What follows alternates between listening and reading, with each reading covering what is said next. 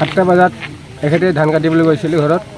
তাৰপিছত ধান কাটি আহি এখেতে হাতীজন দেখা নাই।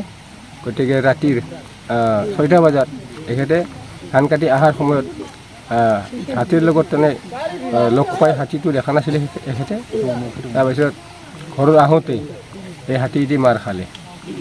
তাৰপিছত ৰাতি 6টামান বজাত তাৰমানে হাল্লা শুনিছোঁ। তাৰপিছত আকৌ আমি হাতীয়ে যে মানুহ মাৰিলে সেইটোতো আমি গম নাপালোঁ। তাৰপিছত ৰাতিপুৱাই আমি 7টা বজাত আকৌ এই হাতী দি যিটো মানুহ মাৰ খালে ৰাতিপুৱাই গম পালোঁ, ৰাতিপুৱাই দেখিলোঁ।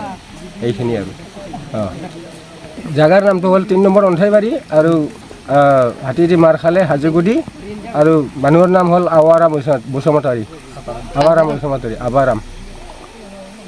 এনেকৈ ধান কাটে, হাজিৰা কামলা কৰে আৰু লগতে এখেতে মানে এই ধান কাটাই কাম আৰু বিশেষকৈ আৰু বেলেগ কাম নকৰে। খেতিয়ক মানুহ। কিমান বয়সৰ আছিল? বয়স 73। আহ্বান জনাওঁ মানে চৰকাৰৰ আহ্বানটো আমি জনাবই লাগিব।